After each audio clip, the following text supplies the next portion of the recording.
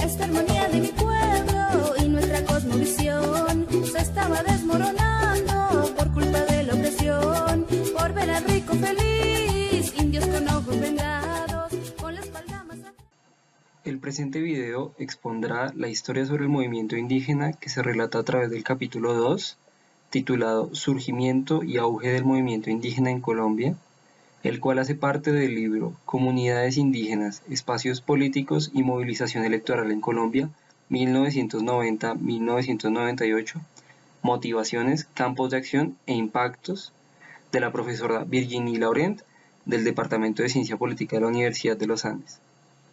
En este se hace un breve recorrido por el movimiento indígena colombiano, entendiéndolo como un movimiento social que ha fluctuado a través de su historia y que se reconoce por su heterogeneidad y algunas disputas sobre el quehacer organizativo de la lucha por la indianidad como se relata en el texto. Este proceso puede ser entendido en tres grandes momentos, aunque la estructura del capítulo nos exponga 6 secciones donde se comunica el proceso de constitución del movimiento. Estos tres grandes momentos que se proponen en el presente video son, en primer lugar, la lectura de los debates de fondo. En segundo lugar, una identificación del proceso histórico de surgimiento y auge del movimiento. Y por último, el análisis de las perspectivas del desarrollo histórico, un camino cruzado por múltiples actores. En un primer momento, es necesario reconocer las transformaciones de la significación identitaria de lo indígena. Se pasa de una identidad negativa a una positiva, lo cual da pie al surgimiento del actor étnico en el panorama político nacional y regional. Lo anterior no como un fenómeno propio de Colombia, puesto que la región latinoamericana en los años 70 aparece como un caldo de cultivo para el auge de los movimientos indígenas nacionales que generan una estructura regional de lucha. Esta transformación de la significación de lo indígena tiene como punto clave la reunión de 1971 en Barbados de científicos sociales y líderes de comunidades indígenas, donde se encontraron para denunciar el etnocidio que afectaba a las poblaciones de América del Sur. Además, esta reunión dio como resultado la declaración titulada Por la liberación del indígena, donde se reconoce que los pueblos indígenas de América tienen pleno derecho y plena capacidad para crear sus propias alternativas históricas de liberación. Es en este contexto donde se consolida una nueva apuesta por la identidad indígena. En palabras de la lideresa Domitila Quispe en Bolivia, porque indio fue el nombre con el que nos sometieron, indio será el nombre con el que nos liberaremos. Es entonces donde genera una reconfiguración de la significación de la identidad que da como resultado la posibilidad de reclamar el reconocimiento y el respeto por sus derechos como comunidades. Múltiples movimientos sociales y partidos políticos comenzaron a surgir a través de los años 60 y 70, donde la idea de un mundo diferente, más allá de las estructuras económicas de dominación en el capitalismo, era posible. En este contexto, y en específico en los años 70, el movimiento indígena en Colombia surge como una apuesta desde lo identitario a las formas de lucha que se conjugaban en estos periodos de álgida propuesta de ruptura contra la dominación. Es entonces donde en el departamento del Cauca aparece la punta de lanza del movimiento indígena en el país con el Consejo Regional Indígena del Cauca, el CRIC, donde en un 24 de febrero del año 1971 surge como una división de la Asociación Nacional de Usuarios Campesinos, ANUC, en donde hasta el momento se recogía una parte importante de la población indígena en la lucha por la tierra. Sin embargo, dentro de esta organización campesina, la disputa se presentaba por la tierra, contrario a la idea de la lucha indígena que se gestaba por su tierra, es decir, reconocer que la tierra no representa meramente un medio de producción de la vida material del campesino, sino que se entrelaza con las disputas identitarias que resaltan en el movimiento indígena. Este es un punto fundamental para reconocer las diferencias entre las luchas del campesino mestizo y del indígena que no se limitan a su vida productiva. Con la conformación del Consejo Regional Indígena del Cauca, se establecen un programa de 7 puntos.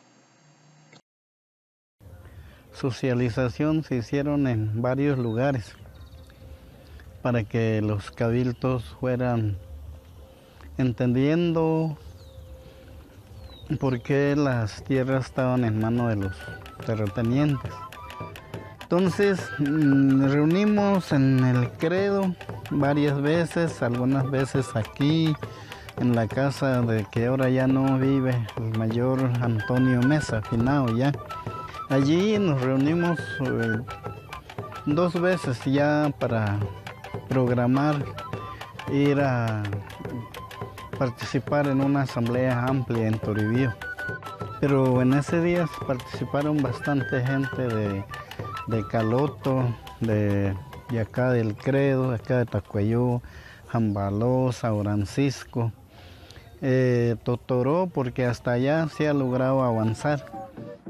Y bueno, ya todo lo que son los puntos de lucha, los primeros 7 puntos aquí se reflexionó, se analizó y fue aquí donde se aprueba pues los primeros 7 puntos que dijo: recuperar las tierras de resguardo, hacer conocer las leyes sobre indígenas, ampliar los resguardos.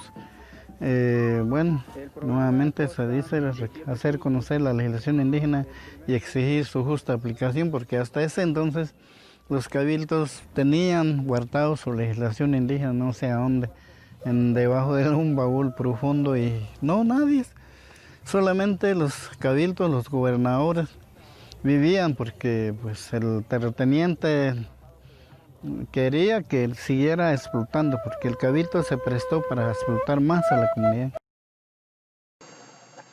Es con estos puntos que se pueden identificar 2 campos y modos de acción política.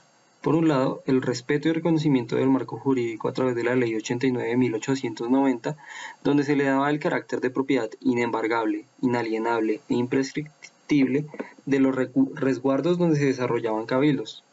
Por otro lado, la acción directa de toma de terrenos y vías de hecho para la presión política frente a las transformaciones necesarias y el reconocimiento de las reivindicaciones étnicas del movimiento indígena en Colombia. Después de 10 años de lucha por parte del CRIC, múltiples consejos y organizaciones indígenas toman como referente los procesos del Cauca, y a lo largo y ancho del país se van constituyendo la expansión del movimiento indígena en Colombia. Es entonces donde, con el panorama lleno de una multiplicidad de organizaciones, se da pie en el año 1982 en el territorio de Bosa la creación de la Organización Nacional Indígena de Colombia, la ONIC.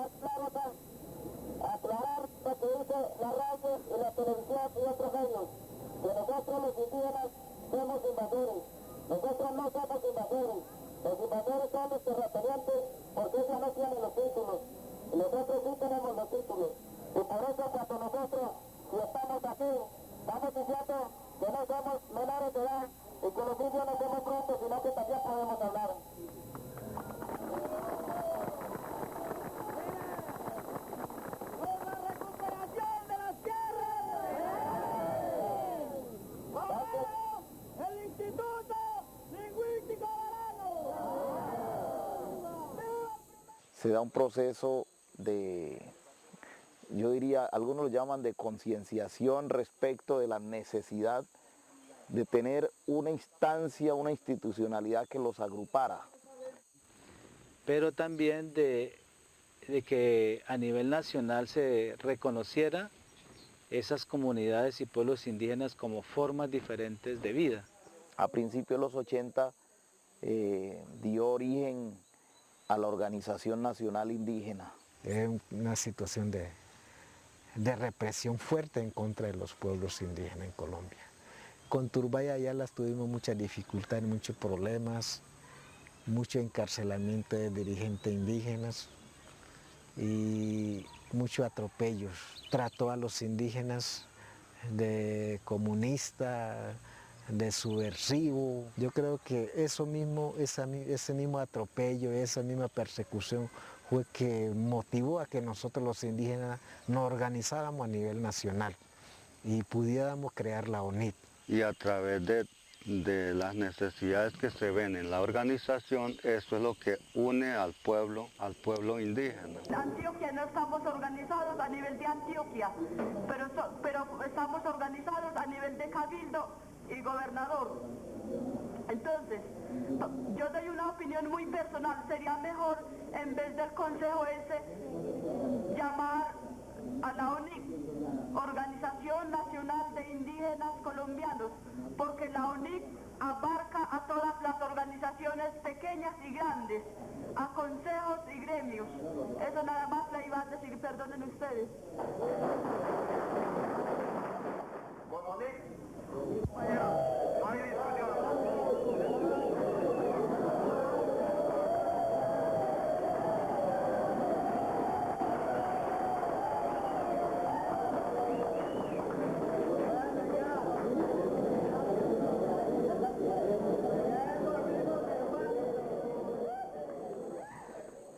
Logramos impulsar el Congreso. Se llevó a cabo entonces, la instalación fue el 27, 28, 29 y el 1 de marzo, o sea, a la 1 de la mañana ya era ONIC. La década de los 80 diría yo que la caracterizó en el movimiento indígena de la ONIC, toda la lucha reivindicativa de los derechos indígenas, la recuperación de los territorios, el afianzamiento de la idea de la necesidad de luchar por una educación propia, y eso dio como resultado posteriormente la educación bilingüe intercultural, el que la salud fuera gratuita, la constitución de los resguardos.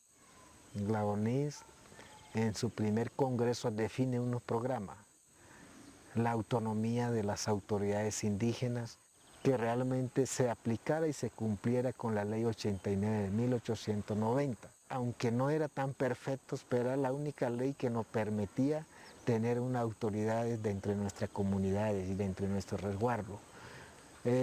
Y otro fue la parte de la educación. Entonces se planteó la educación bilingüe intercultural, acorde a nuestra cultura. Y otro de los puntos también era sobre la medicina tradicional, cómo realmente en los territorios indígenas el gobierno debía replantear su política de sistema de salud e introducir la medicina tradicional y la formación de indígenas en los partes de primeros auxilios, para un poco combatir todo lo que tenía que ver el paludismo que nos estaba afectando. Otro de los puntos fue por parte de los región como el Tolima, el Cauca, introdujeron el punto de la recuperación de las tierras de los resguardos indígenas coloniales. Y otro punto que también se planteó es no al pago de terraje. Y otro de los puntos importantes que se planteó también fue sobre los recursos naturales, porque era importante conservar en los territorios donde lo tenía y donde no, pues había que empezar a restaurar un poco. Y por otro lado, también un punto importante del ejercicio fue que nosotros teníamos que ser solidarios entre nosotros mismos, pero también con los otros sectores, como con los sindicatos, como con los campesinos, que teníamos que apoyarnos mutuamente para poder sobrevivir. Y entonces bajo esos puntos, a esos principios o programas, fue que empezamos a construir la ONI y empezamos a construir y a organizar a las comunidades y pueblos indígenas en todo el país. Por eso en estos momentos no solo los indios estamos luchando, por eso en estos momentos nos hemos unido. Indios, mestizos pobres, estudiantes, pobladores, cristianos, intelectuales, estamos en pie de lucha. Ojalá tengamos pasos libres, que no tengamos este barro que tenemos ahora. Tenemos este peso de barro donde nos ha hecho rebalar y podemos vivir ya hemos creado una luz que se llama Organización Indígena Colombiana.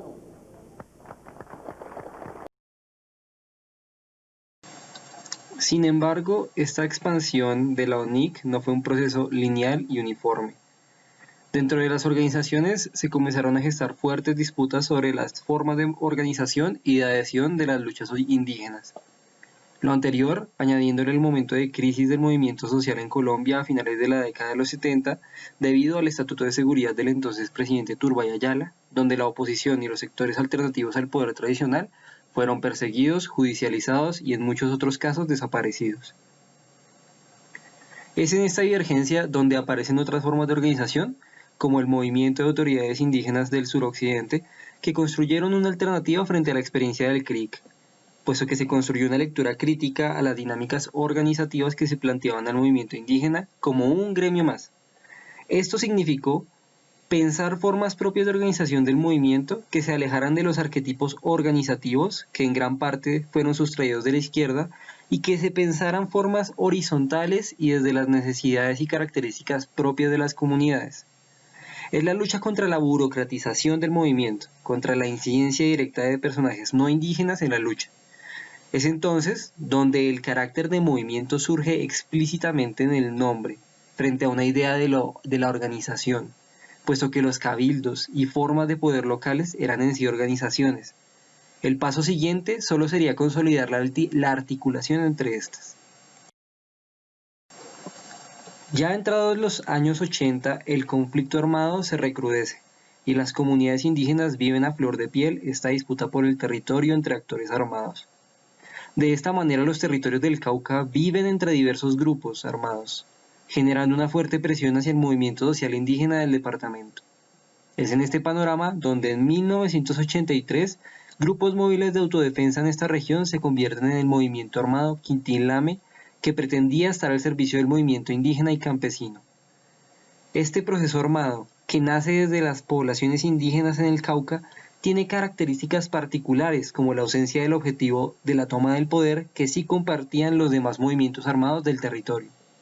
Además, reconocer su constante diálogo entre las autoridades de las comunidades es un punto específico para entender a este movimiento armado, que en muchas ocasiones limitaron el accionar armado buscando construir los territorios indígenas como espacios de paz. Esto último bajo la lectura del movimiento de autoridades indígenas del suroccidente, quienes constantemente cuestionaron el accionar del movimiento armado. Es ya para finales de la década de los 80 que el movimiento armado Quintín Lame se desgasta y pierde sentido dentro del panorama de un mejoramiento entre las relaciones del Estado y las comunidades indígenas. Es así como el movimiento armado Quintín Lame entra a las negociaciones de paz con el gobierno y da como resultado la salida política de la organización de cara a la Asamblea Nacional Constituyente. Es a través de toda esta historia sobre el movimiento indígena en Colombia que se reconocen en el texto puntos clave sobre el proceso histórico estudiado. En primer lugar, el reconocimiento del carácter amplio del movimiento, donde no implica un aislamiento político de la identidad étnica, sino que al contrario genera una articulación con todos aquellos que son víctimas de las relaciones desiguales impuestas por la clase dirigente. Por otro lado, se reconocen las dificultades en la constitución del movimiento indígena por múltiples factores que pasan por la heterogeneidad del movimiento, lo cual dificulta la adopción de un enemigo común con facilidad, así como los debates densos sobre la frontera entre la lucha campesina y la lucha indígena, que se reconocen en la división de la ANUC, lo cual dio pie a la conformación del CRIC. A manera de conclusión, todo el proceso de surgimiento y auge del movimiento indígena condujeron a la lucha de estas comunidades por el control de su historicidad. Una historicidad que se lucha contra el relato estatal oficial que se ha desarrollado a través de políticas de la etnicidad. Es entonces donde la historia se constituye desde la lucha política por el reconocimiento y se aleja de las formas de captura del Estado a las luchas identitarias de la población indígena y negra del país. 1971, el 24 de febrero en un lugar